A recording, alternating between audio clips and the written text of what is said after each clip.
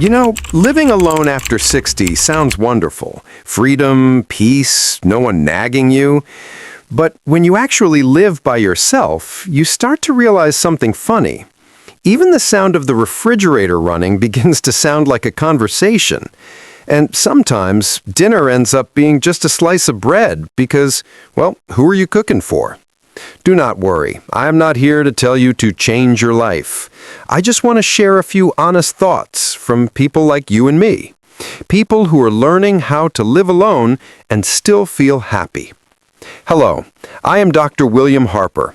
No need to call me doctor, just think of me as an old friend who has listened, observed, and yes, cooked dinner for one more times than I can count. Over the past 30 years, I have met thousands of older adults living alone. Some complain about loneliness, others laugh and say, I love it, at least I don't have to listen to anyone snore. The truth is, living alone is not bad at all, if you understand the rules of the game. 1. Silence, your pleasant but tricky companion. At first, silence feels like a reward. No loud television, no one fighting over the remote. But one day, you hear the clock ticking and think, why does it sound so loud? An elderly lady once told me, I keep the radio on all day, not to listen, but so the house has a heartbeat. That is so true. Silence can bring peace, but it can also make your heart feel empty. If that happens, create your own sounds. Play soft music, listen to a podcast, or open the window to hear the birds. Sound does not just fill the space, it brings life back into it. 2. Small habits, anchors for the soul. When you live alone, no one reminds you to eat breakfast, and no one asks, where are we going today? So you have to build your own rhythm. A morning cup of coffee, a 10-minute walk, watering the plants, or simply playing your favorite song each morning. They may sound small, but they are the background music of happiness. I have a 70-year-old friend who plays the same Elvis Presley song every morning. I asked, don't you get tired of it? She laughed and said, no, it reminds me that I am still here today. 3. Your body still needs an invitation to move. You do not need heavy workouts or a gym membership.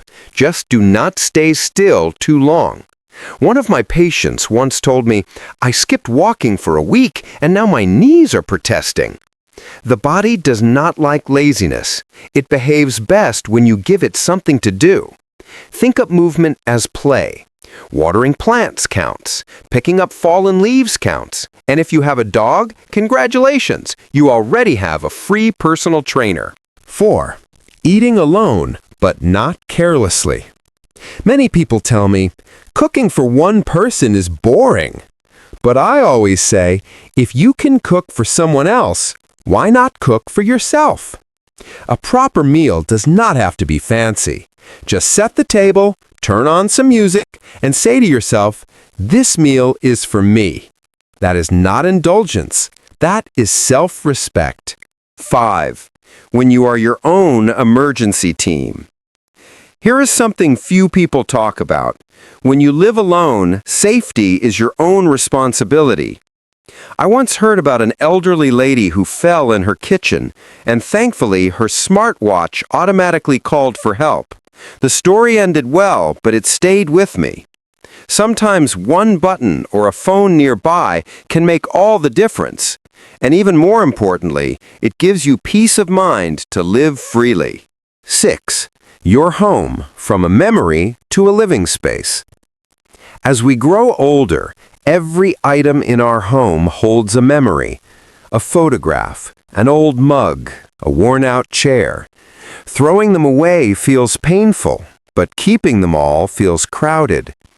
A 68-year-old woman once told me, I keep everything because they remind me of my husband.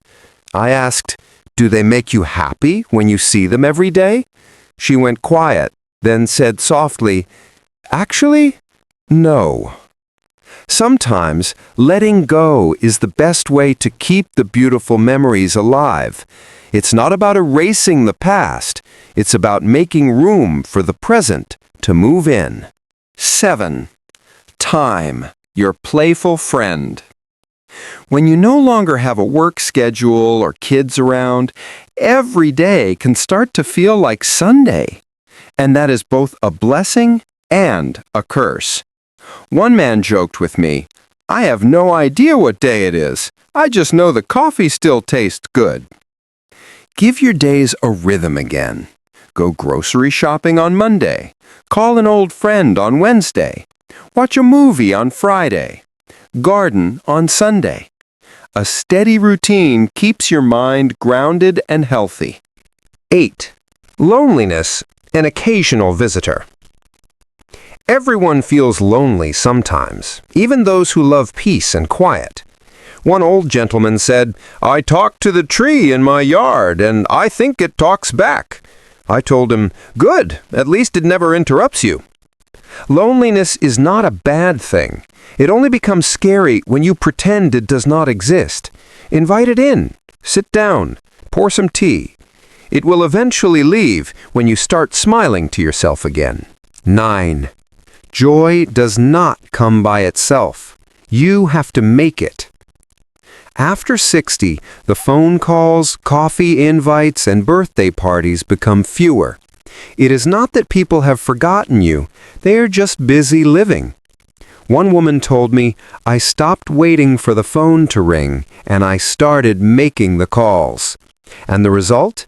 She now has a book club, a tea group, and she laughs every week like a college student. Joy does not knock on your door by itself. You have to open the door and welcome it in. 10. And finally, self-care as an act of love. No one reminds you to shower, sleep early, or dress nicely anymore. And sometimes that makes it easy to forget about yourself. One man said to me, "I have no one to impress anymore." I smiled and asked, "What about yourself? Take a shower, eat well, wear something nice, not for anyone else, but because you deserve to feel good." Growing old is not a time to give up. It is the time to care for yourself the way you once cared for others.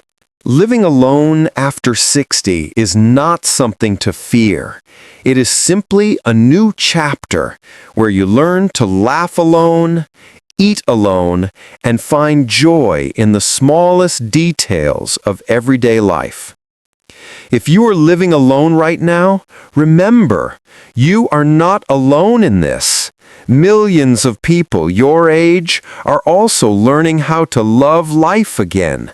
One cup of tea, one song, one gentle smile at a time. If you see yourself in these stories, hit like and subscribe so we can keep talking. I am Dr. Harper, someone who believes that growing old is not the end, but the art of living slower, deeper, and happier. If you enjoy this video, then there's a good chance you will also like this one. Go ahead and watch it now. Thank you.